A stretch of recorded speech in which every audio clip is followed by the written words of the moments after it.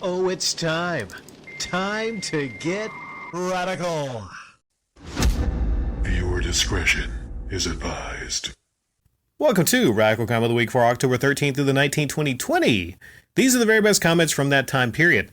Now, the replies to the medalist are going to be incredibly short because I already finished recording this. I thought about 30 minutes, went through this, and my recorder only picked up 2 minutes. It happens sometimes. My apologies. Well, not my fault. It's the recorder's fault on my phone. Okay, so, again, very short replies to the medalist. The honorable mentions come to us from Red Strass 97, Brian, and Biafra. The bronze medal comes to us from Destroyer of Heroes. The religious people who have all the answers are the ones you need to completely avoid. I try to be respectful of people's faith/spirituality and understand the need for it, but that doesn't mean that I don't secretly think that they are freaking insane. It's complete lunacy for somebody to believe in an all-seeing, all-knowing deity and somehow believe that they can outsmart or even outright trick said deity. Even within the Christian faith itself, there are many different denominations, and the Bible has been edited heavily, whether it be omitted books within the Bible or more modern translations of the altered text. What you end up with is a bunch of people who think that Hollywood stuff has a solid connection to biblical scripture. People thinking there are demonic cults and celebrities like Madonna or Beyonce make secret hand gestures to show they worship Satan, goat horn symbols, pitchforks, Ozzy Osbourne or Judas Priest records played backwards, etc. There's always been this type of nonsense from religious groups. It's no different today. Many Christians feel that Donald Trump was chosen by God. That's right, Donald Trump. And this is a very common thing. I used to work with a guy who wouldn't let his children watch Harry Potter because magic is demonic. Religious hysteria and hyperbole continued to collide head-on, and I want no part in it. On the lighter, less mentally deranged and less violent topic of cannibalism, you should really check out the story of Issei Sagawa, known as the godfather of cannibalism. It's quite a different story compared to Domner's, all things considered. The cultural impact of it all seriously is mind-blowing. It's hard to believe what Sagawa was able to get away with and the status he's achieved as well as where he is now. Okay, I'm choosing to talk about the second topic. I watched on Vice an interview with Sagawa. I'm guessing, did he go to jail? I'm hoping he went to jail. You said he's cultural impact and get away with and the status he's achieved? What do you mean status? Like, does he even have a high status? How could a cannibal have a high status? And talk about the godfather of cannibalism. I think about, like, the godfather of soul, James Brown. And I just uploaded a video talking about the godfather of retro gaming on YouTube, or at least, crapping on video games, James Rolfe. But now there's a godfather of cannibalism? The silver medal comes to us from Rusty Shackelford. Story time, though. I'm just going to throw my thoughts out there, and maybe I might come back and formulate a better comment. No promises, though. I started to apply to jobs when I turned about 15 or 16 years old and in high school. The first job I applied was actually GameStop. Not once have I ever heard from the company. I applied to GameStop for about 3 years straight until I gave up and moved on.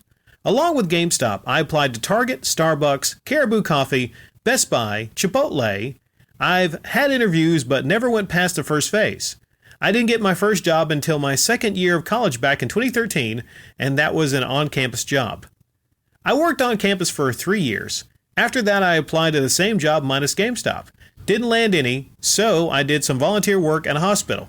It wasn't until 2017 I got my first real job at a retail store. I worked there for 3 months until I landed a better retail, which paid more. I worked at that retail until I had to do my internship, in which case I took a leave of absence to secure a potential return once I finished grad school. I decided not to return and took a month away from working. While I wasn't working, I spent at least 3 hours every day hunting down jobs on Indeed and Glassdoor that I qualified for based on my college degrees. Didn't land a single one. Got into a car accident, my girl's car was totaled, and it was my fault. Instead of opening a GoFundMe, I swallowed my pride and applied to a retail job and landed it. Worked until I got another retail job that offered more hours, then landed another that was closer to home, and worked both jobs for about a month, which was when I was able to help pay for a new car. ditched one of the jobs and worked at the retail job until I landed a new job that fit my career interest. It's been a very frustrating 3 years, but not once did I give up. When I got rejected from employers, I moved on to the next and applied for more.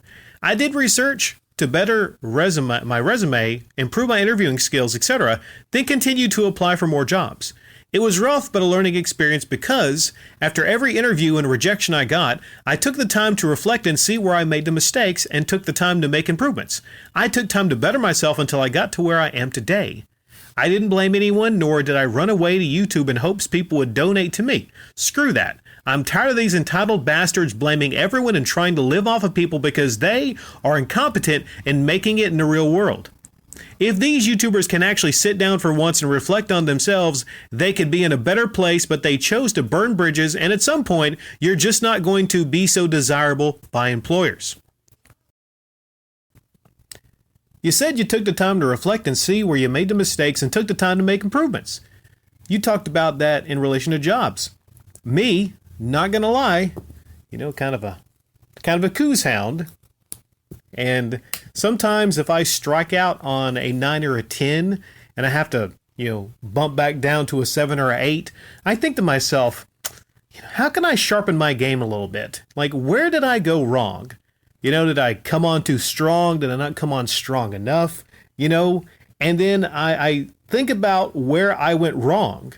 And then I actually write down some notes, and I remember the failures. It's very important in life, regardless of jobs, relationships. You have to remember your failures so you don't make them again, So if you have to, get a notebook, write them down, look at them.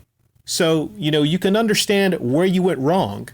Take the time, put into yourself, again, whether it's working, whether it's a relationship, whether, it's a skill you're trying to perfect. Remember where you went wrong so you can improve and get better in the future. Thank you, Rusty Shackelford. The gold medal is going to come to us from Adam 10 Rose. Adam 10 Rose says, I could honestly see MGR not knowing the game was digital. Talking about Command and Conquer, the collector's edition, the expensive collector's edition that, didn't actually have the game in it. Like most tubers who shill, he probably doesn't look into the product, just gets the press kit, reads that, tries to change a word here or there to make it sound like he's not reading a script, then rave about how great the piece of shit is that he's shilling. I don't honestly know in real life a single person that doesn't fast forward through the in-video ads. We all know they're paid for and fake. If you're not interested in the thing they're selling you, skip it. Some tubers are so pathetic when it comes to shilling for a company, they'll take the free stuff after asking for it, but then won't make the video about it because they weren't feeling it. I've seen people like Flick Pick pull that stunt. Then these same tubers will complain when no one sends them free stuff anymore. Example of a really bad one, Clayton 4T, Jurassic Park tuber, admitted in an edited video that he hates toys and didn't even bother opening the ones Mattel and Lego sent him for Jurassic World. But then remarked that he wonders why they didn't include him on the mailing list when Fallen Kingdom came out. He says, 1 second, how he doesn't like them, was supposed to do a video on it, but that's not my thing, then complains when the people who buy ad space on his channel won't pay him, giving him free stuff. When he doesn't make the ads there paid for, just puts the stuff away in his closet because he wants to keep it as a souvenir to show how far he's come as a YouTuber, or some BS like that.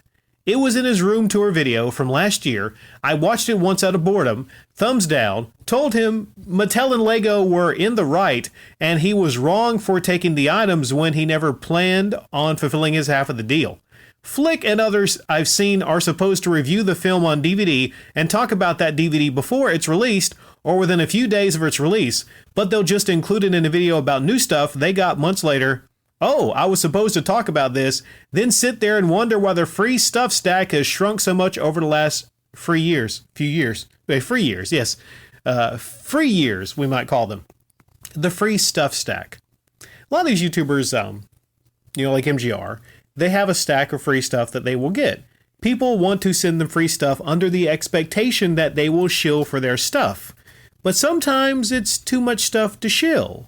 And I think, if your shilling load is too heavy, then you need to let these companies know, well, I got a stack of free stuff. And you know what? When it comes to many things in life, I'm an abject failure. Working out, staying in shape, I'm a failure at that. Having integrity, I'm a failure at that. But when it comes to getting free stuff to shill on my somehow big channel, I don't get how I'm so big. I don't understand it. I mean, I'm kind of lame, to be honest. But, I'm just swamped with all the free stuff. Okay, but I'll try to work you in. I will try to work you in. Metal Jesus, you say, and there's more to this comment, but, Haddington Row is this bit long. Okay, I got to cut it, but this is the bulk of it.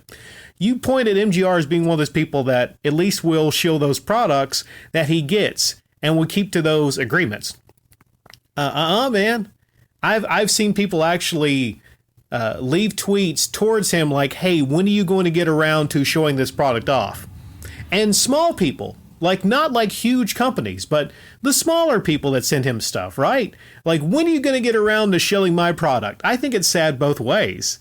You might look at it a different way, Hampton Rose, but I think it's hilarious if people are sending Metal Jesus stuff because they want it shilled and he's not shilling for them. Like, do you not know who he fucking is by now, you idiots?